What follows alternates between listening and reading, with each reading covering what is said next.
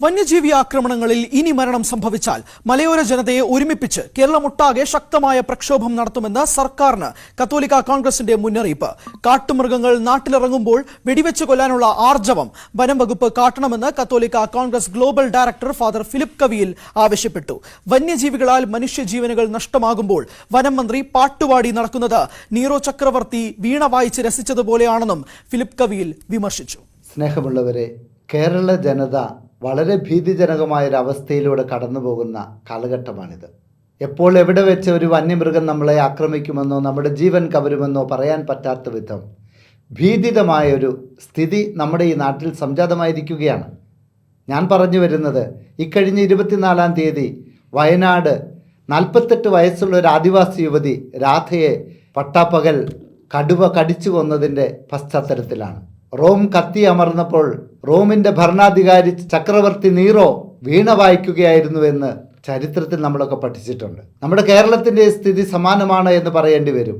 ഇവിടെ മനുഷ്യരുടെ ജീവൻ കാട്ടുമൃഗങ്ങൾ കവർന്നെടുക്കുമ്പോൾ, വനപാലകര് നരഭോജിയായ കടുവയെ അന്വേഷിച്ച് വലയുമ്പോൾ, വനം വകുപ്പിൻ്റെ മേധാവിയായിരിക്കുന്ന വനം മന്ത്രി കോഴിക്കോട് പ്രദേശത്ത് പാട്ടുപാടി രസിക്കുകയായിരുന്നു എന്ന വാർത്ത ചാനലുകളിൽ കൂടി കണ്ടപ്പോൾ ഞങ്ങളൊക്കെ ഞെട്ടിപ്പോയി.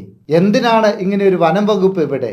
സാധാരണക്കാരായ മനുഷ്യരുടെ ജീവന് സുരക്ഷിതത്വം നൽകാൻ സാധിക്കുന്നില്ലെങ്കിൽ ഇവരെന്തിനാണ് ഈ കാട്ടുമൃഗങ്ങളുടെ സംരക്ഷകരായി ഇവിടെ ഇരിക്കുന്നത്? ഇത് വനം വകുപ്പാണോ മൃഗവകുപ്പാണോ എന്ന് വ്യക്തമാക്കേണ്ടതുണ്ട്.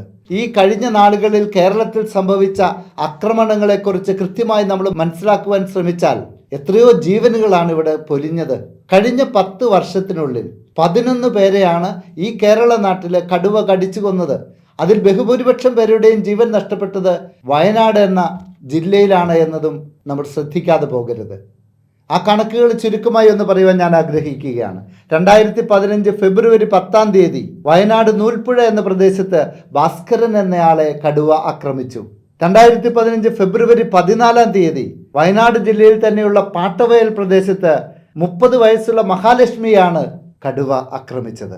2015 ജൂലൈ 4-ാം തീയതി വയനാട് തന്നെയുള്ള കുറിച്ചിയാട് എന്ന സ്ഥലത്ത് ബാബുരാജ് എന്ന് പറയുന്ന 23 വയസ്സുകാരനെ കടുവ ആക്രമിച്ചു. 2017 നവംബർ 23-ാം തീയതി വയനാട് തന്നെയുള്ള തോൽപ്പെട്ടിയിൽ ബാസവൻ എന്ന 44-കാരനെ കടുവ ആക്രമിച്ചു.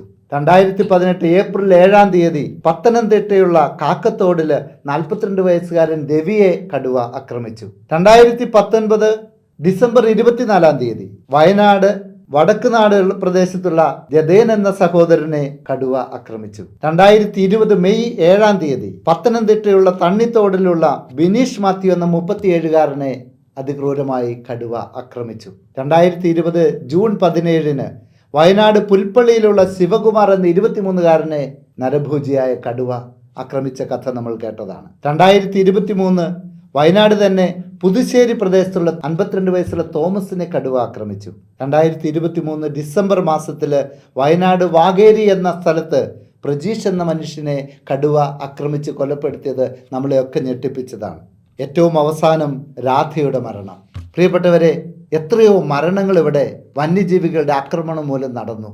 ഓരോ മരണവും നടക്കുമ്പോൾ നമ്മൾ സർക്കാരിനോട് ആവശ്യപ്പെടും, ഇതിനെതിരെ സത്വര നടപടി സ്വീകരിക്കണം, ഇനിയൊരു മരണം ഇവിടെ ഉണ്ടാകാൻ പാടില്ല എന്ന്. താൽക്കാലിക ആശ്വാസത്തിനായി പാവപ്പെട്ട മനുഷ്യരുടെ കണ്ണിൽ പൊടിയിടുന്ന ചില വിദ്യകളൊക്കെ കാണിച്ച് ഗവൺമെൻറ്റുകൾ നമ്മളെ പരമാർത്ഥം പറഞ്ഞാൽ പറ്റിക്കുകയാണ്. പ്രത്യേകിച്ച് വനം വന്യജീവി വകുപ്പ് ഈ നാട്ടിലെ ജനങ്ങളോട് യാതൊരു ഉത്തരവാദിത്വമില്ലാത്ത വിധത്തിൽ കാട്ടുമൃഗങ്ങളുടെ സംരക്ഷണത്തിനായി നിൽക്കുകയാണ്. മനുഷ്യജീവന് ഇവിടെ വിലയില്ലേ? മനുഷ്യൻ ഇവിടെ ജീവിക്കണമെങ്കിൽ ആര് ഇവിടെ മനുഷ്യർക്ക് സംരക്ഷണം നൽകും?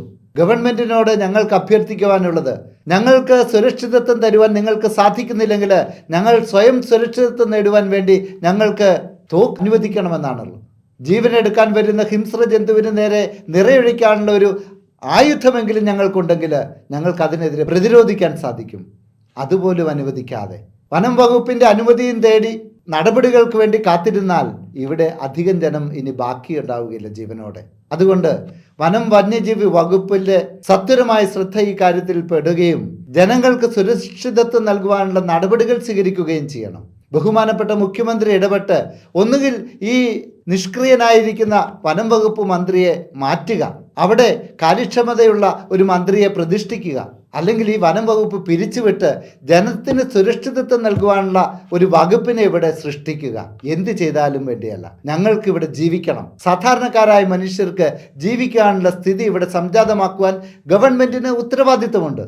ആനകളുടെ ആക്രമണത്തിൽ കൊല്ലപ്പെടുന്നവർ, കടുവ, പുലി എന്നീ ഹിംസ്ര ജന്തുക്കളുടെ ആക്രമണത്തിൽ ജീവൻ നഷ്ടപ്പെടുന്നവർ, കുരങ്ങ്, മറ്റ് വന്യജീവികളുടെയൊക്കെ ആക്രമണത്താൽ കൃഷിനാശം സംഭവിക്കുന്ന അവസ്ഥ, ഇവിടെ കർഷകനും പാവപ്പെട്ടവനും അക്ഷരാർത്ഥത്തിൽ ജീവിക്കാൻ സാധിക്കാത്ത സ്ഥിതിവിശേഷം ഉണ്ടായിരിക്കുകയാണ്. ഇത് യുദ്ധസമാനമായൊരു സ്ഥിതിവിശേഷമാണെന്ന് തിരിച്ചറിയണം.